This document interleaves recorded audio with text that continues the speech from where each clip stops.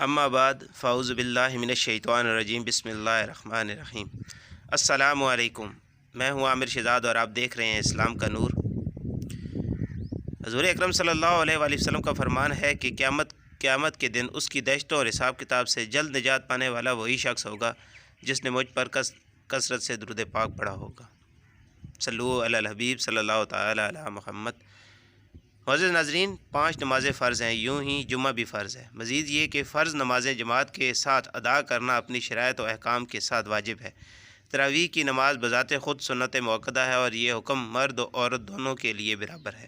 البتہ مردوں کے لیے مسجد میں اس کی جماعت قائم کرنا سنت کفایہ ہے، یعنی اگر کچھ لوگوں نے بھی جماعت قائم کر لی تو بقیہ افراد گھروں میں تنہا یا کسی جامع شرائط امام کے پیچھے باجماعت بھی تراویح پڑھ سکتے ہیں، وہ گناہگار نہیں ہوں گے، البتہ مسجد میں نماز پڑھنے کے ثواب سے محروم ہوں گے۔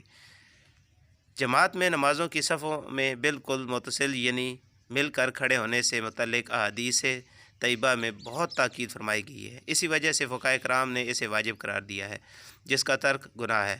لیکن موجودہ کرونا وائرس کی وبا کے زمانے میں حکومت کی طرف سے احتیاطی تدابیر کے طور پر 2 نمازیوں کو آپس میں فاصلہ رکھنے کا حکم دیا گیا ہے، اور اسی شرط پر مسجد میں باجماعت نماز قائم کرنے کی اجازت ملی ہے۔ تو علماء اہل سنت نے بامر مجبوری جماعت کے قیام، احوال مسلمین اور مساجد کی آبادی کے پیش نظر اس پر عمل کی رخصت دی ہے، لہٰذا مساجد میں نمازی اس پر عمل کریں تو اس میں مزاحمت نہ کی جائے، اور ایسی صورت و طریقے سے بھی اجتناب کیا جائے جس میں خود کو ذلت اور اذیت پر پیش کرنا پایا جائے، اور قانونی اہلکاروں سے لڑائی جھگڑے کی صورت ہرگز اختیار نہ کی جائے۔ ساتھ ساتھ لوگوں کو اس مسئلے سے بھی آگاہ کر دیا جائے کہ مجبوری کی صورت میں اس کیفیت پر عمل کیا جا رہا ہے، لہٰذا نارمل حالات میں اسے ہرگز اختیار نہ کیا جائے۔